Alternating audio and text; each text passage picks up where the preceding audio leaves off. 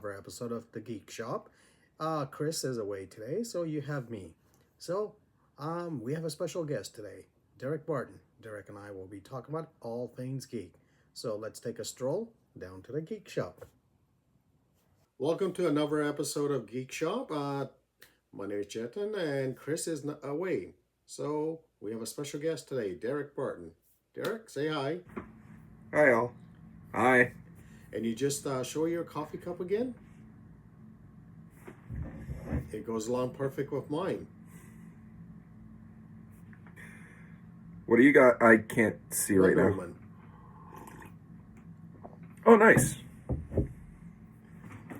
So, let's talk about today. We're going to talk about how you create your pages, how you create your comic pages from start to end. What's your process? Ooh, that's a sketchy one. I guess it depends on the book I'm doing, since most of the books I do are specifically with you guys right now. I kind of go over, I keep printed copies of the plot points and story and character designs. Sorry, I have them right beside me. Even though we live in a digital age, I still print them up and kind of keep them nearby. I've got one design thing that's actually taped up to my artboard. That'll be in my video in a sec. And if there's something that's out of the ordinary, like without spoiling anything, I've got a motorcycle character that I'm drawing, so I try to have a little bit of reference on hand. Again, I know we live in the digital age, but that's stuff I like to print up on my printer old school and kind of tape to the board. I don't know why, just sometimes I'll have like my iPad or my phone on me and have reference, but for some reason I kind of like to have the paper. I am the problem. And what we're going to do after this video, we'll have a Derek Barton studio tour. It's a little messy. Oh, everyone's studio is messy. Look at my back behind me. Everything's a mess. Boxes everywhere. We should clean up, but we don't. We're artists. That's the excuse I'm using. No. Well, what's funny is I try to, and then I get in a rabbit hole, and then all of a sudden I'm not cleaning anymore. So your process. Do you now? Story-wise, I know when I given you stories to draw and stuff like that, way I work is I plot out the story in a sketch form and give it to the artist who wants to draw it. Do you prefer? How do you prefer getting your stories, in a script form, or do you prefer like sketches? And if you're working by yourself on your own stories, do you write it out in a plot form?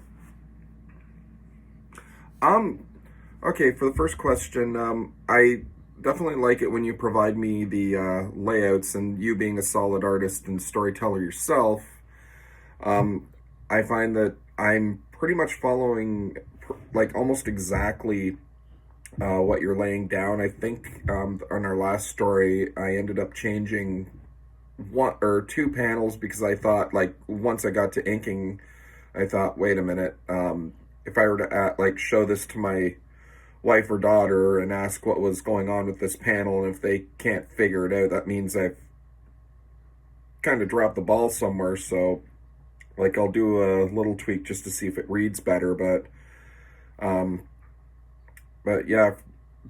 do kind of like the sketch. It gives me something to go by, and again, because you're a solid artist in your own right, I don't stray too far from what you've got. It actually takes a lot of guesswork out, because I can throw those layouts up on a board in about 15-20 minutes. Oh, nice. Everything else is just the details. When I'm writing and drawing myself,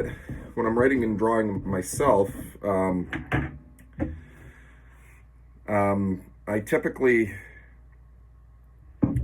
kind of I make up a little, like I'll doodle a little bit in, I keep a small sketch bag. I'll put that in the studio, or on my studio tour, my travel bag, as it were, too.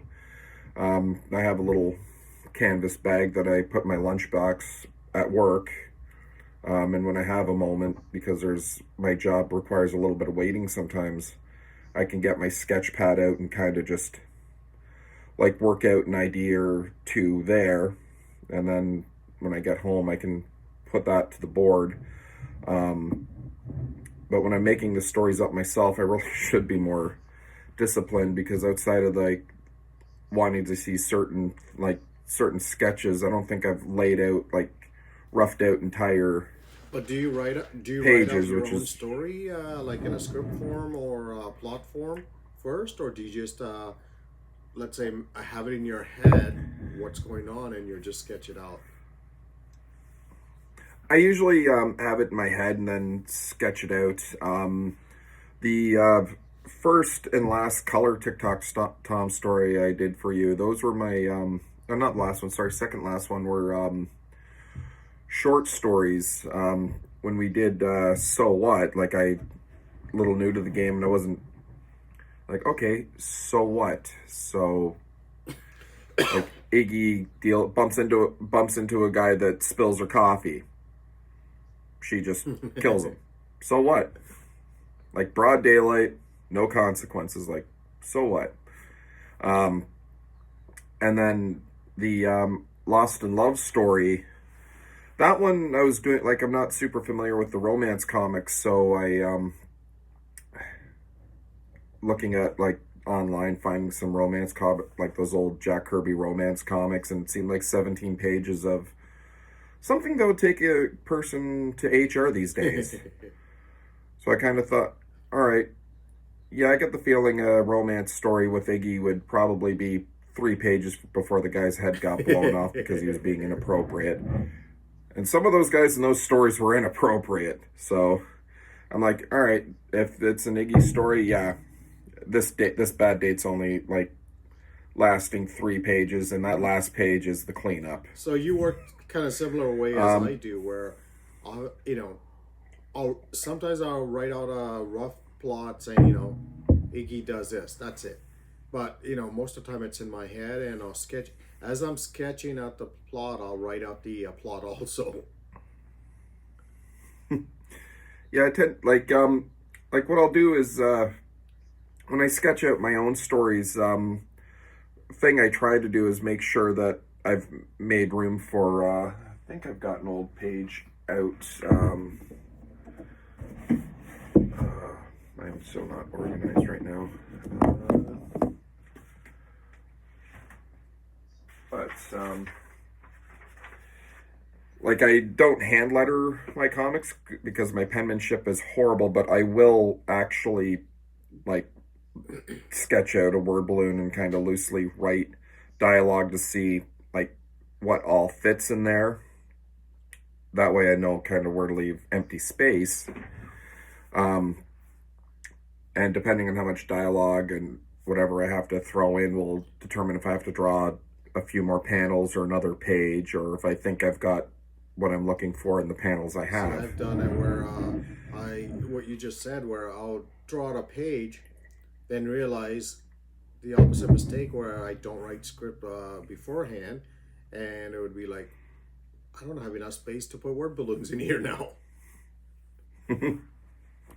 No, for some reason it's kind of a weird thing, and then what throws me off is because, like, when I do the lettering, which is the only thing I really do digitally, again, because bad penmanship, and because I write big on the boards, like, oh, that doesn't take as much space as I thought. I hope I drew enough background to, or if like, oh, maybe I can add another sentence, maybe take some of the dialogue away from another panel or something. And play around with it. Just kind of, exactly. Okay, so let's say, show us your page process from, let's say, going from plot script form to how you do your rough thumbnails to sketches, and explain your process, basically. Okay, now it depends on where I'm doing. Like in the last few, you've been doing like writing the plots for me, which actually includes the thumbnails, which does make things easier. So I actually can go in and just like have the panels all roughed in, and as you can see, I'm starting to,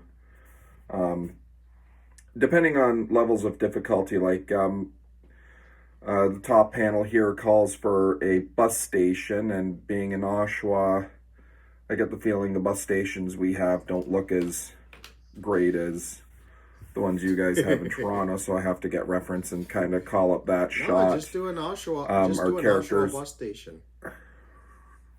Okay, and then there's going to be a park in here, but I've done more of the bottom, so I've got it's non-linear. Like at the bottom, I've got the figure stuff because I can do the figure stuff. Now, just looking at your pages, do you always start with a graphite pencil, or you don't do blue line, or because I know some older pages I saw red pencil before. It really depends on the mood I'm in, and I do have blue and red pencils, but I find sometimes the blue and red pencils, if I need to erase, aren't like, I know you can Photoshop them out, but just I usually like to have a little bit of ability to erase them, and I can do that easier with the graphite. I do use the blue pencil in this case because because the artboards I have don't have the exact same like extra borders and whatnot that yours have. Like for those that don't know, like our comic boards, like if you're doing it old school, these are about 11 by 17, and most of them come pre-boarded like 10 by 15. But there's also but what most people don't tell you is that there's a further interior that's considered the live spot, yes. Like the live space. So, and you set down that you want like a specific border within that, like for the panels and whatnot. So I use my blue pencil to kind of border that in, and then I kind of draw my panels with the blue pencil, and again, depending on what mood I'm in, I'll sometimes use the red pencil to lay out things. You use multiple colored pencils, so that's why I wasn't sure if you switched to graphite recently. Yeah, I think for our last story, because it was a black and white, like, oh cool, I can just lay out or whatever with my blue or red pencil and kind of Photoshop that out.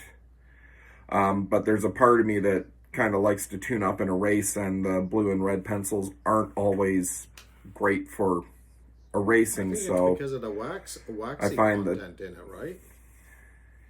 Right. But it is easier for me to do everything graphite. I don't know.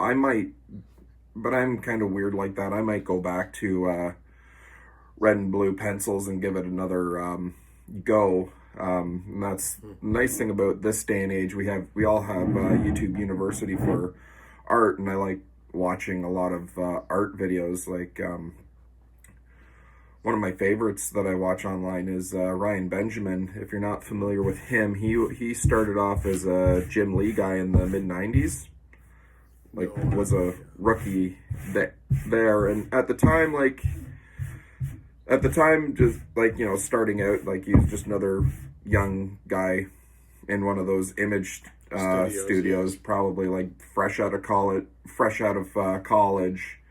had the bare bones of something, but like all of us, we're not as good as we think we are yet. But over the years, he's grown. Like, hopefully what artists do is grow and evolve, and he has a lot of YouTube videos explaining his processes, and it is fun to look at. Oh, nice.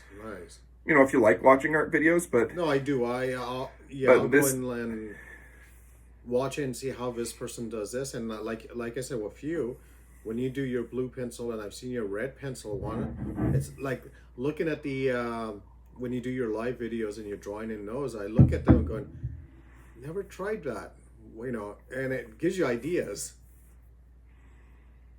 Like it's yeah, so it's stuff I like to try out. I can show you more.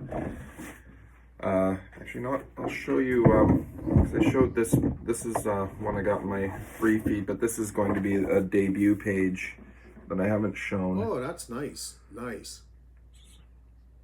So and I still may even go, like, I don't know if I'll go in and like give some background details, because I have these people meeting at because our last story involved our main antagonist being in a warehouse killing people. So I thought I'd have them meet up in front of said warehouse. Which the nice thing about a storage locker is it's a big door in a wall, so it looks like I put background in, but it's just you know, door. Yeah. crates and it's just a big door. So, but yeah, and actually,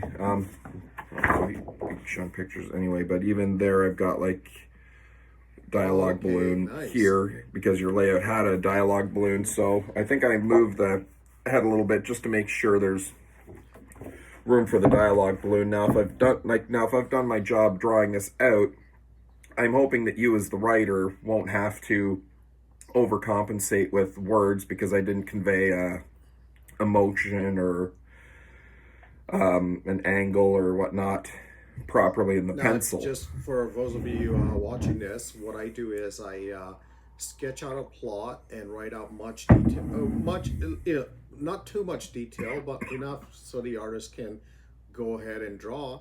I don't write out the script. Once in a while I will, like Derek mentioned, I will write out word balloons so I don't forget what to write, what script I need to write for that panel.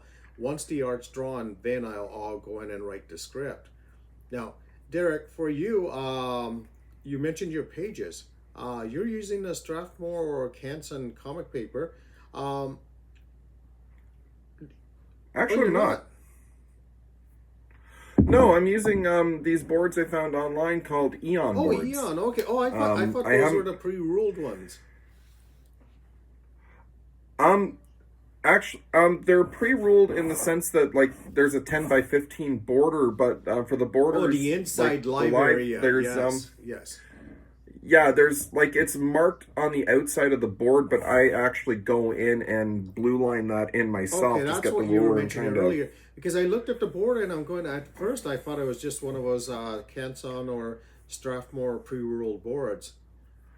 Unfortunately, I think No. we talked about this before. I haven't tried. I haven't seen the Eon boards here, so No, I've only been able to find them like online. I think it's like a small company just kind of has his own office and warehouse and ships them out. So last year we had my work had our like collective agreements and signing bonuses and whatnot. So that left me a little bit of money to be like, you know what, I can afford to order this stateside. And living in Canada, like ordering art supplies online, especially when they come from the States, like there's conversion, which is never the same every other day. There's shipping import and charges, everything, and that's why yeah, I keep seeing those boards online. And okay, so you're using the Eon drawing boards. Okay, perfect.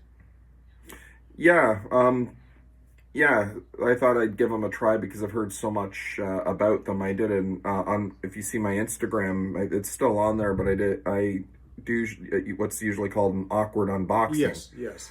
I'll open whenever I get new pencils or paper or or a new art supply I found in the wild or ordered from a place, I'll get it in front of the camera, That's here, it, and show it. I'm opening up art supplies I got to try out. Yeah, they're pretty short. The only thing I haven't done on my free stuff yet is comic reviews because it feels like a lot of those have popped up over the years. Like sit down, either new comics or actually I'm finding channels that have old comics. So it's like, oh, well, good news, the ending was spoiled 30 years ago, so... And I bought this one 30 years ago. No, but your unboxing is good because that gives an idea of what, like you said, products that we can't get here. And if you gotten it, for those of us living in, Canada, it's it's like, oh, okay, this is what the product's like, and you testing out the boards, it's perfect. And I've seen the Eon boards a lot online, and you know, Yeah, they've got like a lot of high recommend. Like there are artists that's like, oh, Brian Hitch likes these. Ooh, mm, I like Brian Hitch, or like just a lot of artists. And I kind of wish, I had like some kind of promotion or deal with these guys. But no, these are great. I'll show you another page. Like just the amount of here's an inked page from our last oh, nice. story that we did. But yeah, like the amount of ink I laid out and the paper held up.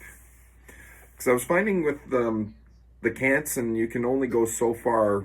Like at Yes. least the stuff I've been able to get recently, like I can only go so far with ink or whatnot before things like before the pilling starts happening with the paper. Like just kind of Yes, starts that's it. Yes.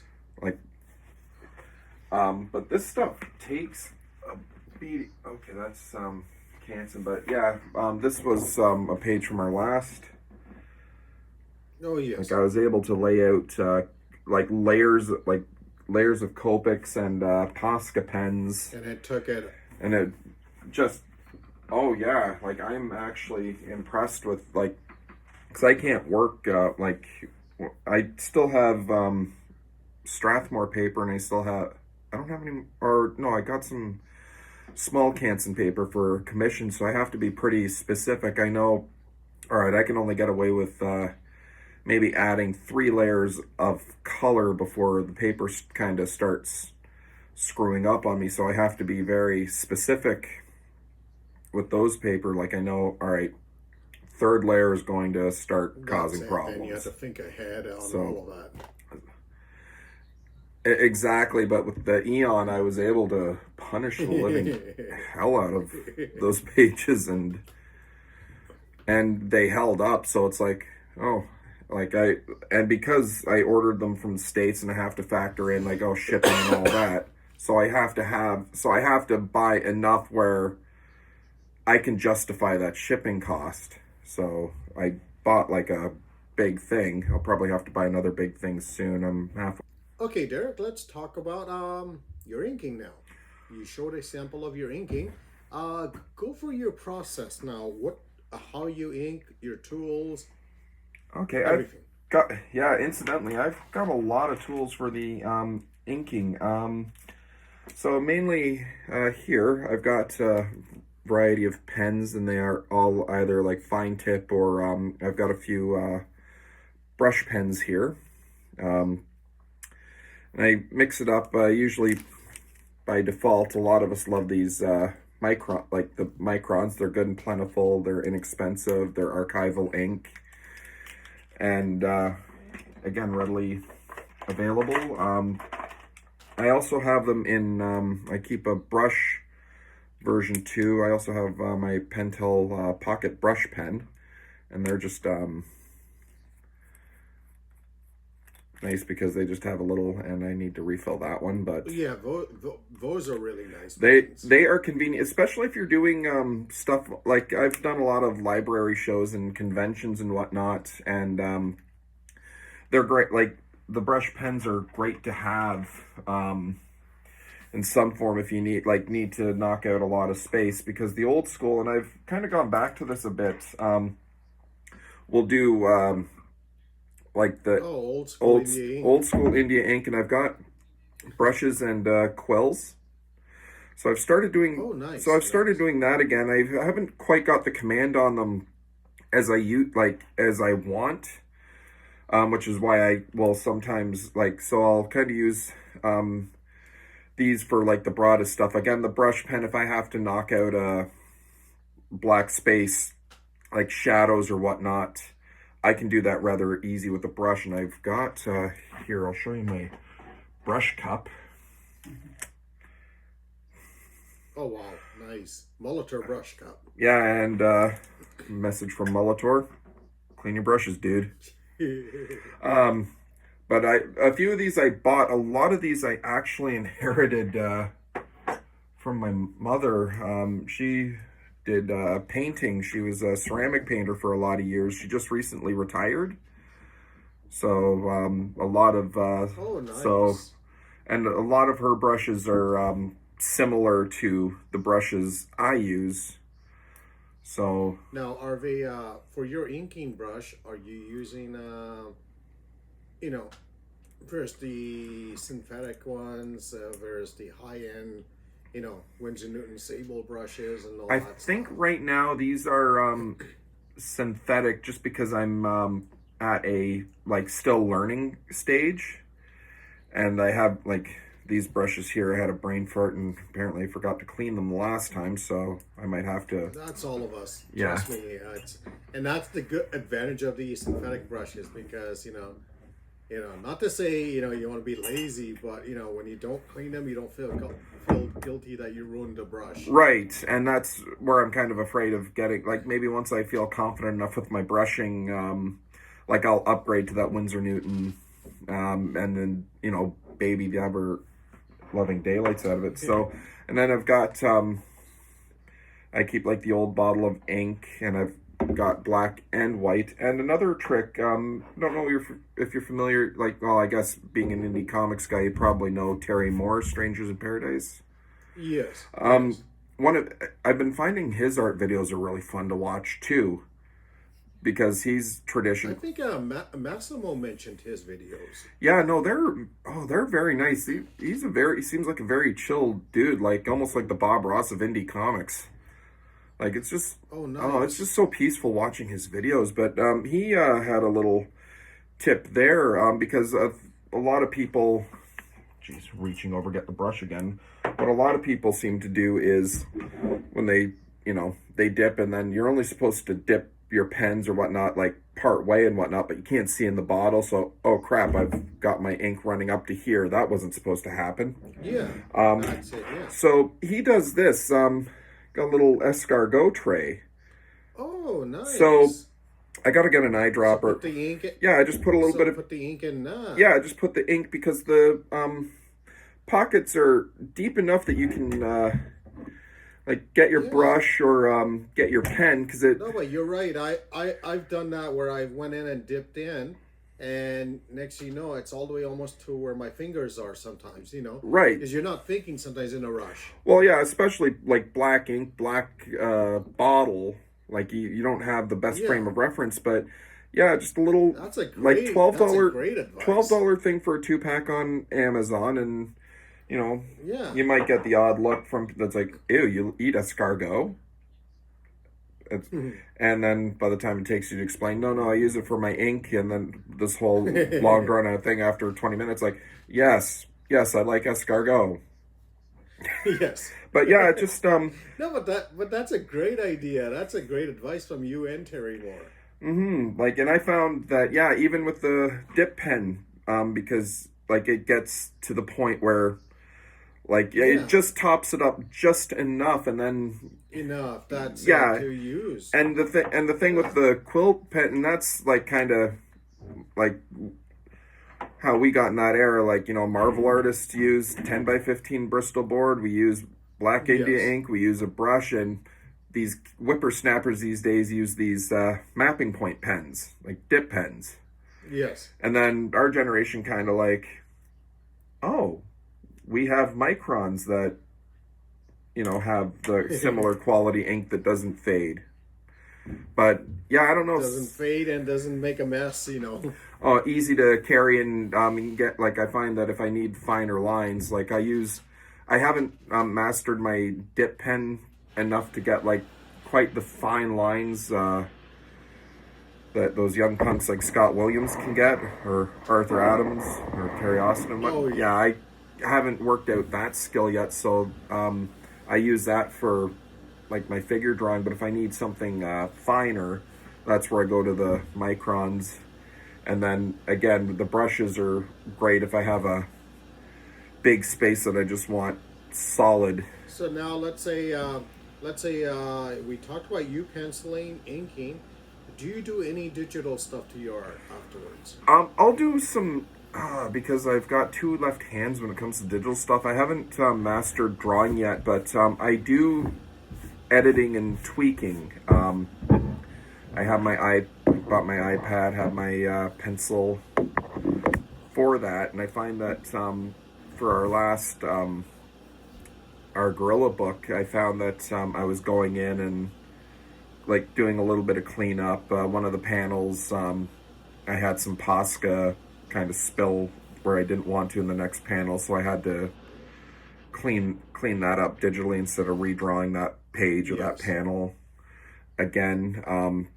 And I've done that, like before, where I've messed up a couple panels, or like I'll redraw a page. Or what I have done, I took a tip from Steve McNiven years ago. Let's see if I can find it. But if there's like if I go through a whole book, don't like this panel, don't like that panel, don't whatever, I'll grab another page and just draw the panels I don't like on that separate page and just kind of Photoshop them. Paste it up Paste it up instead of having to redraw a whole page, especially if I don't like, if I like everything else.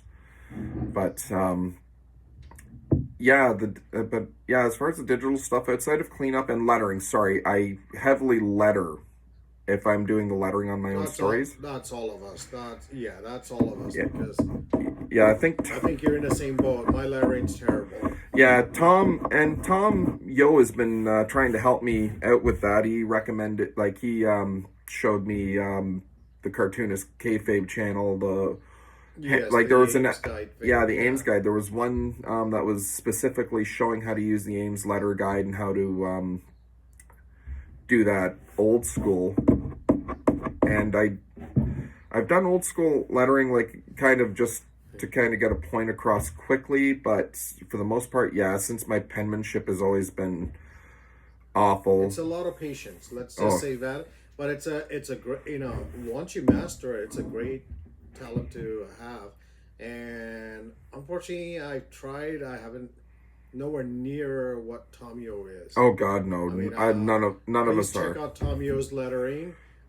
He's a master at lettering. Oh yeah, master old school letter, definitely worth a check out. We should have maybe have links to his Instagram. Yes, we'll post some of his lettering images up. Now, one last final question on this. On average, how long does it take you to do a page from, thumbnails to final? Oh, wish I timed these. I guess it really on average. It doesn't take me long at all. Like if I've got like the story in my head, sometimes I can take 10-15 minutes to lay something out, especially a splash page. Like splash pages don't take long for me to work out at all. There are other but then there are other like storytelling points where it's like I'll start laying out like, oh crap, these are all one angle. I might have to change that. Or, oh, I don't like this expression.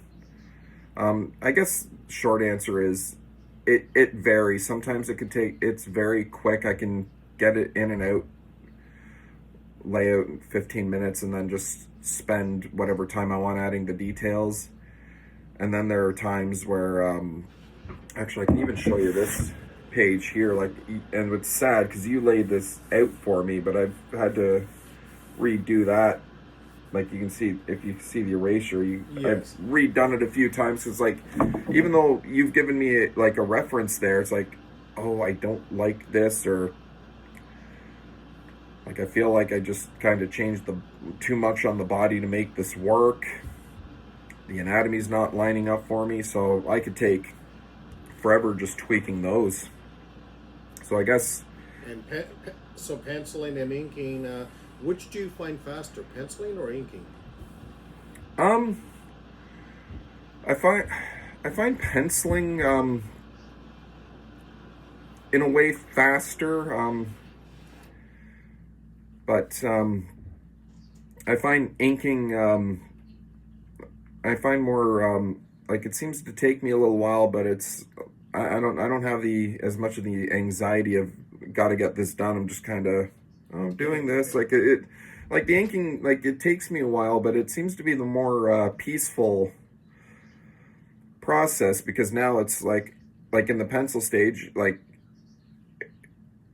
I'm working fast, but I'm also trying to do a lot of problem solving and storytelling and all the heavy lifting in the pencils. Yes, that's it. So by the time I get to the inking, like I'm taking my time, but like I feel like, all right, I've got, like I'm confident now with everything I have in the pencils, so all I have to do is just make sure the ink goes over. So that brings up this question, that old running joke. When you're inking, are you just tracing your pencils, or are you adding to it? I'm still adding. That's the other part that's peaceful, because I'll have like some shading and like some texture whatnot in the pencil, and then I follow that, and then like once I'm done, like, oh, okay, that looks, I could probably do a little more with this and just kind of tinker and add. Like again, I still like how everything I have enough on the pencil to finish with the ink, but then I start like, oh, I can get away with a few more lines here, or Yeah, just read. I find it inking wise. I find inking a lot of fun because that way I could, you could go crazy adding things. You could go on and on. Sometimes you could overwork the page. right, and that's and I'm a '90s kid, so like I'm a generation raised on overworking pages. But that was we were talking off camera about one of my major. I have a mentor in Los Angeles. His name is Evan Burse, and he the way he was doing art, he did a lot of Copic stuff. So he did all the heavy lifting with the Copic markers. So his inking was minimal. But now that I'm doing like inking black and white, I actually have to relearn, like get those like shading and depth and whatnot with just black and white. I haven't Well, that's figured. a good point you made because you're right. If we're doing color book, sometimes, and this is I don't think it's laziness, but you kind of leave out some line work because you might compensating that in the color work. Right. And black and white, you have to you have to add on, like you said, the '90s kid attitude. You have to add on all the backgrounds, not backgrounds, but the details even more because that's really going to show. Right, like whereas, and again, it was kind of a weird, because again, going from, I'd probably say like I was actively still like between like the '90s and early 2000s, and I was starting to see like the colors starting to become more, you can do, like colorists were actually able to start doing more effects with the coloring, so I know, That's like it. I noticed like inkers were starting not take a back seat, because they're still important to the process, but I feel like some inkers were starting to scale back a little bit, realizing, leave room for the colorists. They like That's there's it. like there are Yes. specific effects that we can kind of Because you could go more do. painterly style, you could go anything. Oh, there And with was the digital work, you could go crazy. oh yeah, actually one thing that stuck out, like again, early 2000s, there was I don't know if you remember like the Grant Morrison X-Men stuff. Not specifically his Yes, books, but yes. there was another book, I'm trying to remember, but it was written by Chris Claremont. The art was Salvador LaRocca, and it was right from pencils to colors. Like there was no inking. Oh, really? And it almost and it was just like the colorist going over the pencils. And the upside with penciling, which is what I like about the penciling, is you can kind of get those like subtle shades or harsher shades depending on how you shade. And again, when you're working with black and white ink, you have to either make that black or white. But when you're like doing that lovely shade work in pencil, when you go straight to color and just kind of overlay the color, all of that shading kind of pops out, which created And a now the good part is with the digital age and with technology, in old school ways, you couldn't do that because when you put the pencil on the side and start shading, some of that might not even come out, in the right, printing process. right, and even Now, every detail comes out. And that's the nice thing about today, or like you can actually like again, like if depending on if you want the more painted look, you can actually bypass the inking altogether to create a different effect. I don't feel that every comic has to do that, but the fact that you have that option these days, or that you can draw like something completely on your iPad. You could experiment way more now with comics and stuff like that. Oh yeah, and it is. And it is really a cool thing to see. Like, don't get me wrong, I've been enjoying like learning, like just black and white inking these last couple books, because that like I used my shading and I used my Copics as an overcompensation for not being able to ink to save my life. So now you got me in a situation here. Mentioning that to close out the interview, close out this segment. What are you working on? Right now, what story are you working on? Right now, I am working on a story for you, Easy Rider.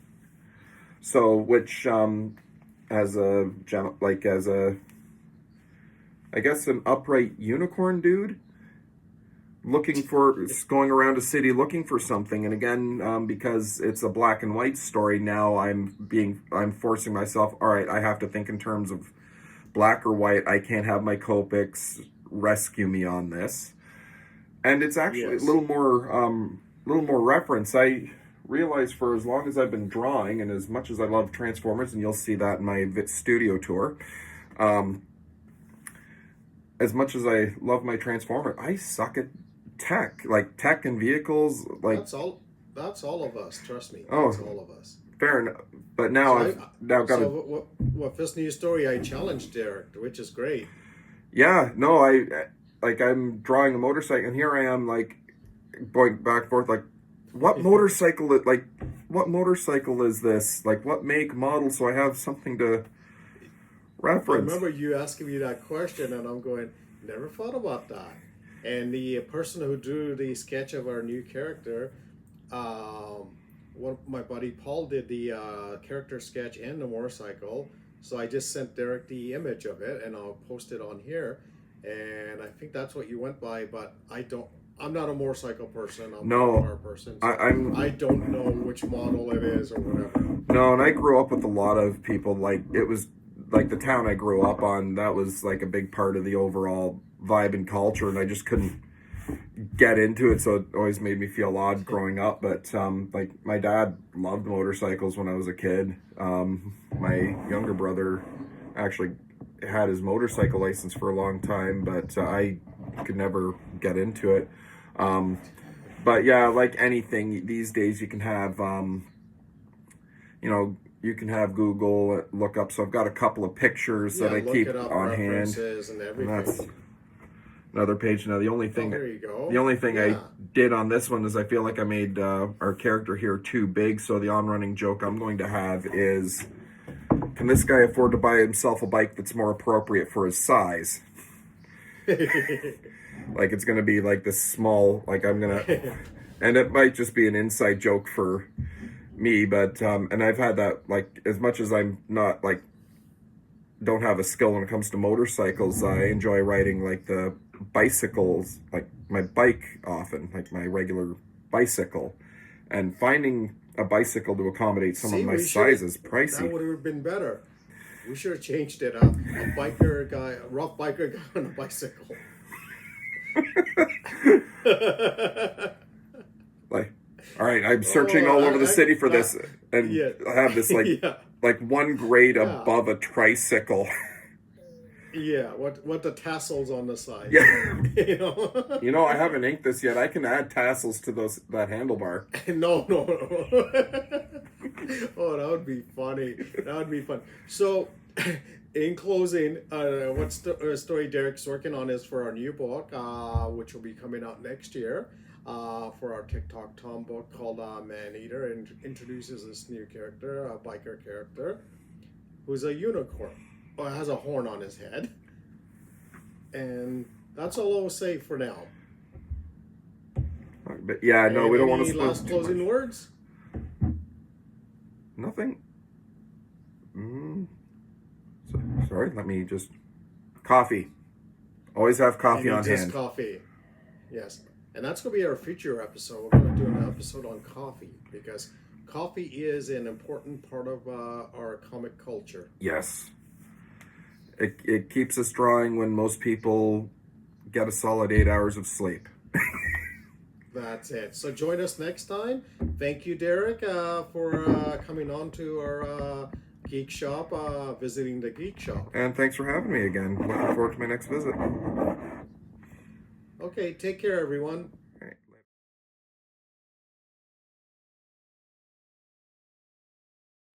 Hi everyone, Derek Barton here. You might remember me from such videos as me drawing at a board or awkwardly opening new art supplies. Now I'm going to very awkwardly show off my studio space. So if you want to come with me, let's get started. So getting started, downstairs we go. Flick my light switch on. That is hooked up to a bulk of the lights I have down here. And make a left-hand turn, and here we are. Do the quick as I can do tour. So I keep some of my more awkward transformers that I can't fit on my bookcases. I keep here. These are, I think those two in particular are about 2 feet tall, so I have to find an adequate shelf for that. These are my magazine racks for when I go to shows. I'll keep the comics I've worked on and what have you. A set of comics I have to donate, and some remote lights. Lunchbox that I have that part of it broke that I have to get around to fixing. Optic media. And then I keep random odds and ends here. Again, this is supposed to be an entertainment stand, but I'm using it for anything that's not its desired purpose. And then another thing I have to work on, I have a little cubby here that I plan to put these in. This is my comic collection. I'm forever sorting them out and debating on which ones I want to keep, which ones I should probably part ways with, or which ones I want to just switch to digital, or do I have the trade paperback? Do I have the omnibus? Decisions. Here I have a collection of Scentsy bars. My wife is a Scentsy rep, and sometimes we get some for herself, so she gives me that. I have a warmer by my desk so my studio doesn't smell like basement. The first rack I have, again, I've got a few things like a media storage thing for, again, portfolios or books that I have when I'm at a show. Big paper I haven't used yet, because it's artists, we love buying a lot of paper. Even if we have paper, we buy more. I have a banner for my table up there, cloth for said table, and a boken, which is a wooden sword.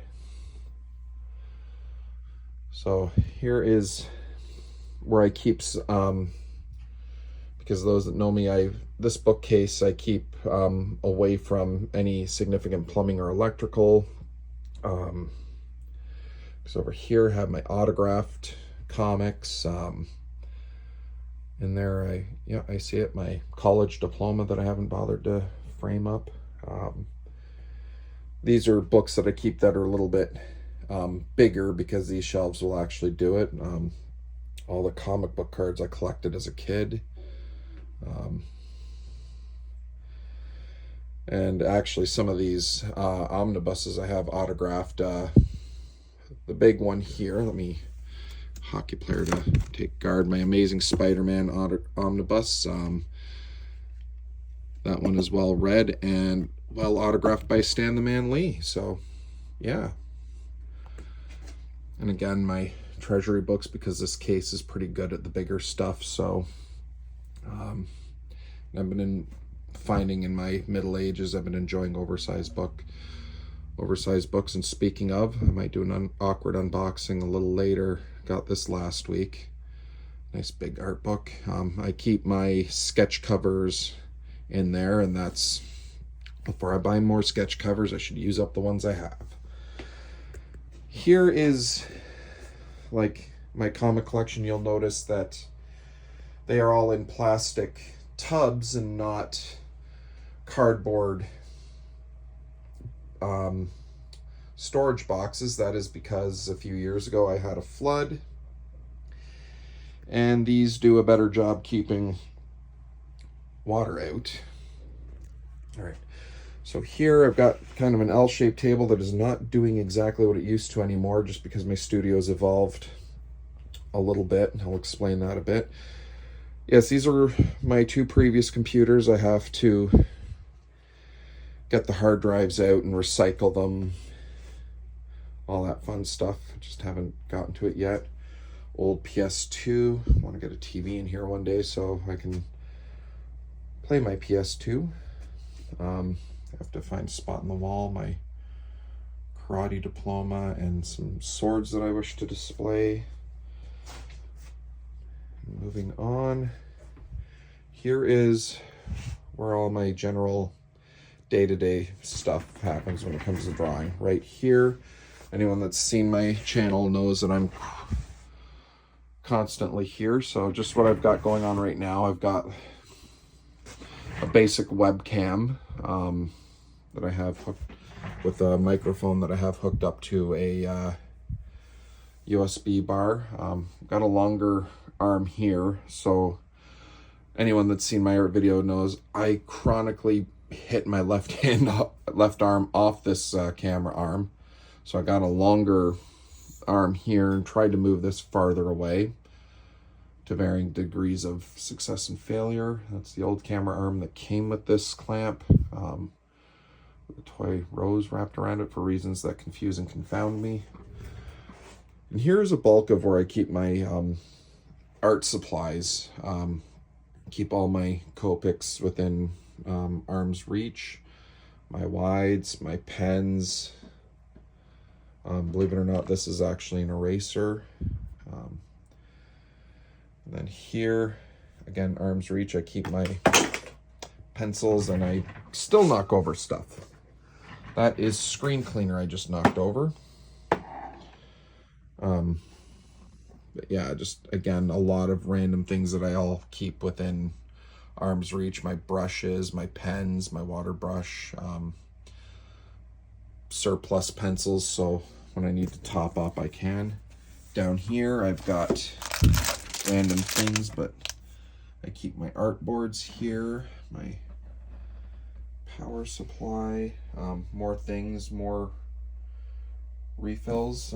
This is my travel chow collection. Again, my art board. Let me just put that down a bit. This shelf close to me is my large part of my Transformer collection. And I don't have I'm such a weird collector. I don't have like a process or like way I go about it. I just, whichever Transformers I think look cool to me, or which ones that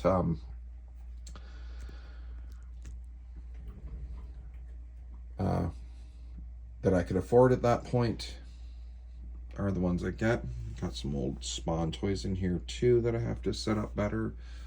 But that's a lot of studio space. It's usually a lot of the older furniture that's kind of a mismatch of everything goes here when it comes to interior design of the rest of the house. So I have my printer, scanner, copier. I keep my finished artwork in portfolio cases here. I keep my printer supplies and various tech supplies here. And I realize how junky this place looks until I'm awkwardly filming it. I have one little window here. Shows off my neighbor's driveway, but about the afternoon is when I get my best light here. And then one more bookcase. And this again has random comics that fit here. And also with board games that I've amassed over the years. And then here, I still have to find a good place for my karate belt display. These are the belts that I've earned through my martial arts journey. And then, of course, on the ground there, that is how I keep the electric battery for my lawnmower plugged in. I gotta find a better home for that. But yeah, that is my studio space. That's what I'm working on right now. And these are the contents of my travel bag right here. I keep this in my lunch bag for when I go to work. When I have lunch breaks, what have you, I like to draw. So this sketchbook here, good if I work out ideas and the odd